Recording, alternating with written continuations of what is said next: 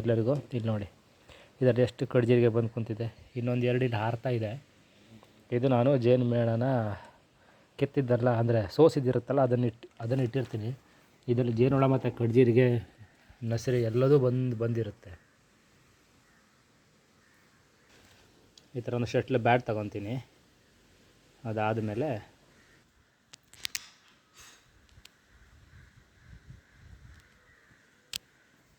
ಈಗ ನೋಡಿ ಅದು ಹೊಡೆಯೋದು ಹೇಗೆ ಅಂತ ತೋರಿಸ್ತೀನಿ. ಅದು ಮೇಲ್ಗಡೆ ಇರುತ್ತಲ್ಲ, ನಾನು ಅದನ್ನು ಕೆಳಗಡೆ ಮಾಡಿ ಹೊಡಿಬೇಕು. ಏನಕ್ಕೆ ಅಂದರೆ ಹುಳಗಳು ಒಂದು ನಿಮಿಷ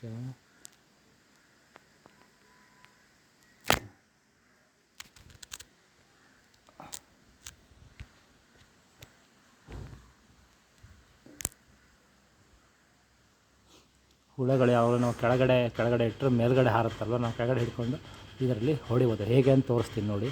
ವಾಯ್ಸೆಲ್ಲ ಕೇಳಲ್ಲ.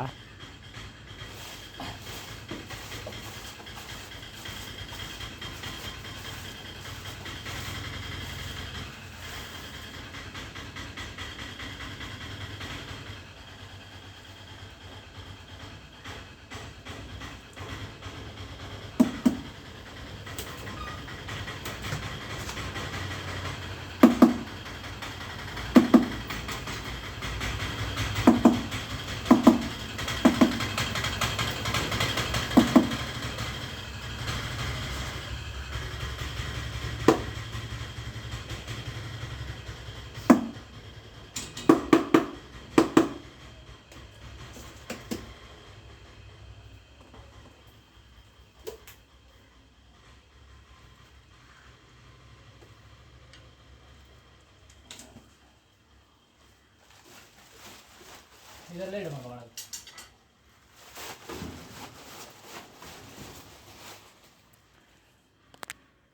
ನೋಡಿದ್ರಲ್ಲ ಯಾವ ಥರ ಅಂತ. ಇಲ್ಲಿ ನೋಡಿ, ಇದು ಅವಾಗ ಮಧ್ಯಾಹ್ನ ಹೊಡೆದಿದ್ದು. ಅದು ನೋಡಿ, ಅದು ಈಗ ಶಟಲ್ ಹೊಡೆದ್ರೆ ಇದು ಈಗ ನೋಡಿ, ಇದು ಸರಿಯಾಗಿ ಹೊಡ್ತಾ ಬಿದ್ದಿಲ್ಲ.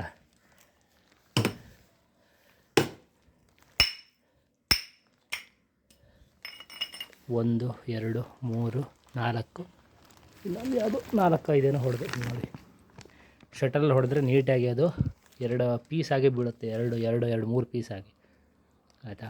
ನೀವು ನಾರ್ಮಲೆಲ್ಲ ಹೊಡೆದ್ರೆ ಅಷ್ಟು ಬೇಗ ಸಾಯಲ್ಲ. ನನಗೆ ಸರಿಯಾಗಿ ಅಲ್ಲಿ ಸ್ಪೇಸ್ ಇಲ್ಲ ಗಟ್ಟಿಯಾಗಿ ಶಟಲ್ ಬೀಸಲಿಕ್ಕೆ. ನೋಡಿ, ಇದು ಕೂಡ ಈಗ ಹೋಗಿದ್ದಿದೆ, ಇನ್ನೂ ಜೀವ ಇದೆ ಸ್ವಲ್ಪ. ಈ ಥರ ಹೀಗಿದು ಈಗೊಂದು 3 ದಿನದಿಂದ ಒಂದು 50 ಹುಳ ನಾನು ಈ ಥರ ಹೊಡೆದೆ. ದಿನಕ್ಕೊಂದು 3 ಸತಿ ಹೊಡಿತೀನಿ. 5ರಿಂದ 6 ಒಂದೊಂದು ಟೈಮಿಗೆ ಸಿಗ್ತಾಯಿದೆ. ಇರುವೆ ಬಂದು ತಿಂತಾಯಿದೆ. ಇದನ್ನೆಲ್ಲ ಇರುವೆ ತಿನ್ಕೊಂಡು ಹೋಗುತ್ತೆ. ಅದಕ್ಕೂ ಕೂಡ ಆಹಾರ ನೋಡಿ, ಅಲ್ಲಿದೆ ಅಲ್ಲಿ ಒಳಗಡೆ ಇರಬೇಕು. ಮೇ ಬಿ ಇನ್ನೊಂದು 3-4 ಇಲ್ಲಿತ್ತು. ಅದನ್ನು ಇರುವೆ ಮೇ ಬಿ ತಿಂದಿರಬೇಕು. ನಾನು ಈ ಥರ ಇನ್ನೊಂದು 2 ಇದೆ ಅಲ್ಲೇ, ಅದನ್ನು ನೋಡೋಣ. ಆಮೇಲೆ ಸಂಜೆ ಈ ಹೊರಗಡೆ ಹೋಗೋದಿದೆ, ಹೋಗಿ ಬಂದಮೇಲೆ ಮಾಡ್ಬೋದು. ಶಟಲ್ ಬ್ಯಾಟ್ ತುಂಬ ಈಸಿ ಆಗುತ್ತೆ ಹೊಡೆಯೋಕ್ಕೆ. ನೋಡಿ, ಅಷ್ಟು ಬೇಗ ಮತ್ತೆ 4 ಬಂದಿದೆ. ಅಷ್ಟು ಬೇಗ ಬಂತಿದೆ. ಇದನ್ನು ಈ ಥರ ವೀಡಿಯೋ ಮಾಡ್ತಾ ಹೊಡೆಯೋದು ತುಂಬ ಕಷ್ಟ.